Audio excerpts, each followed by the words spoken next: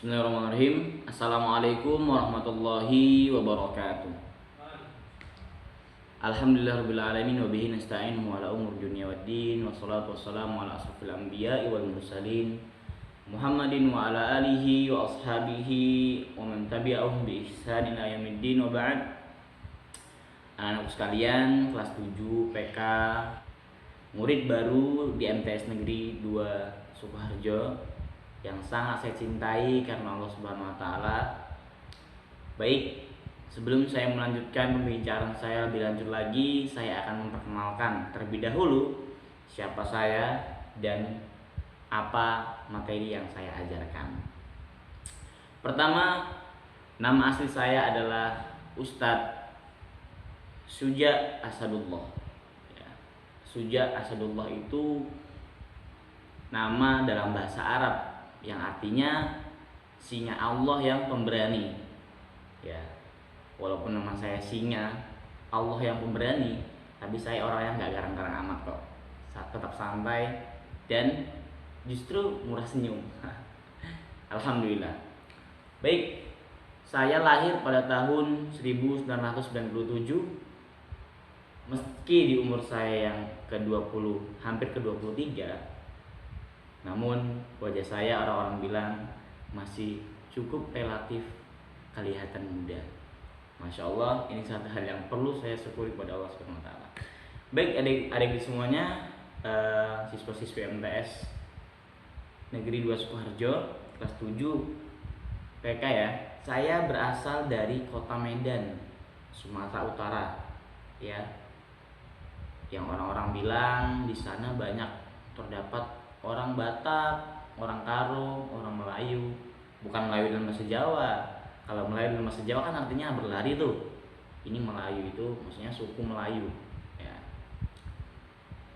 Orang bilang di Medan itu banyak sekali orang yang berbicara dengan suara lantang, keras, sukanya marah-marah ya. Nyatanya di balik suara yang keras dan lantang itu, hati orang Medan itu ternyata seperti lembutnya Hello Kitty. Ya, jadi adik-adik semua jangan suka salah paham sama orang Medan. Karena memang begitulah kultur, bahasa, cara pengucapan, cara pengungkapan kita dalam berbahasa di Medan sana. Tapi alhamdulillah setelah saya hampir 10 tahun ini saya di Jawa, saya tertular bagaimana cara berbicara baik layaknya seorang Jawa banget. Tapi saya nggak bisa bahasa halus, paling bisanya dikit-dikit seperti kulo, panjenengan, apalagi ya, ya begitulah sedikit sekali pokoknya.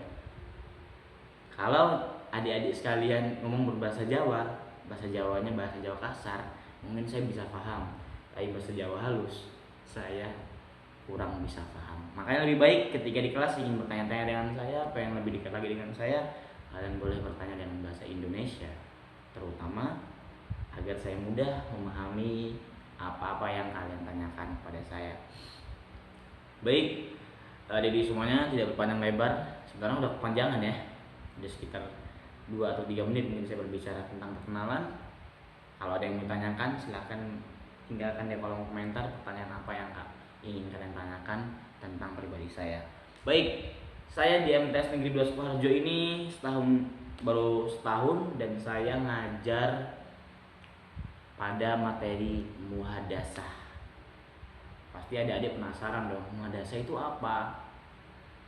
Kok aku baru denger, kayaknya aku juga pernah belajar muhadasah. Baik, ya, itu hal yang wajar. Karena sebenarnya muhadasah ini punya sedikit kemiripan dengan bahasa Arab.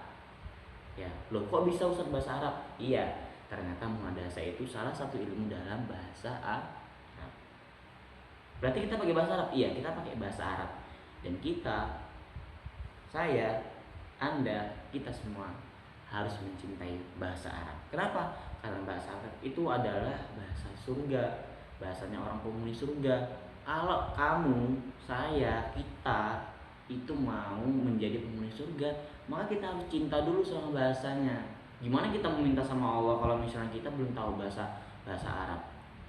Emangnya Allah mau dengerin kamu pakai bahasa Indonesia di sana? Hei, Nggak ada orang penghuni surga itu berbahasa Indonesia, apalagi Jawa.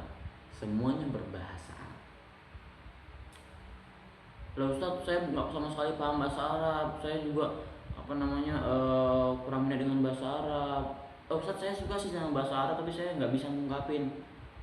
Insya Allah itu akan terlatih jika kamu sering membaca Al-Quran, sering mentelaah Al-Quran, sering melihat-lihat arti terjemahan dalam Al-Quran. Itu anak-anak sekalian. Oke? Muhadasah itu adalah berasal dari bahasa Arab, yang bahasa Arab tersebut berasal dari fi'il madi.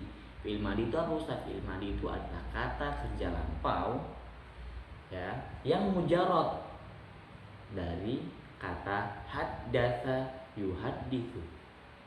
Artinya adalah percakapan. Nah, sedangkan muhadasah ini juga berasal dari sulasi mazid yang satu, yang salah satu maknanya adalah saling. Dalam artian muhadasah itu adalah saling bercakap, saling bertukar kata, saling berbicara, berdialog. Kalau cuma ada satu orang yang dia ngomong terus sama temannya, tapi temannya cuma diem, cuma dengerin, bengong, bahkan sampai ngiler, itu namanya bukan muhadasah, itu namanya pidato atau curhat mungkin. Kalau anak zaman sekarang sih mungkin ngomongnya curcol ya. Saya juga nggak tahu sih arti dalam tentang curcol itu apa. Baik anak-anak sekalian, itu adalah arti dari muhadasah secara umum ya.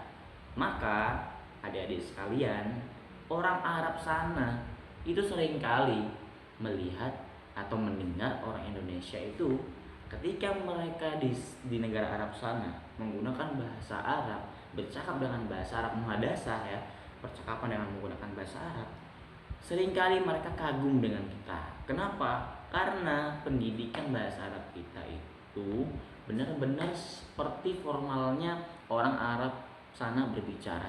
Loh kok gitu Ustadz? Iya, karena ternyata di Arab sana mereka juga punya bahasa gaul. Kalau di Indonesia kita punya orang Jakarta tuh yang bahasanya lulu gua kan gitu. Misalnya apa sih lo gini segala macam. Nah, itu bahasa gaulnya Indonesia. Ternyata Arab juga punya, bukan cuma kita doang. Ya. Pokoknya muhadasah itu adalah percakapan dengan bahasa Arab yang sungguh menyenangkan. Ya, sungguh menyenangkan, tidak membosankan, namun tetap kembali kepada diri kita masing-masing. Kalau kita niatkan kita berbahasa Arab, kita bercakap menggunakan bahasa Arab itu untuk mempersiapkan diri kita sebagai calon penghuni surga Allah, insya Allah nanti Allah akan mudahkan kita untuk bisa memahami muhadasah secara mendalam. Terima kasih anak-anak semuanya telah mendengarkan penyampaian singkat saya ini.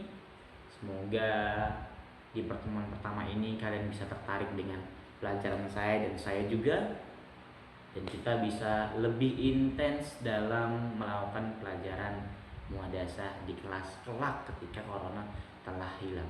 Kita doa bersama-sama semoga Allah segera cabut corona ini dari negara Indonesia khususnya dan seluruh negara yang ada di dunia ini secara umumnya.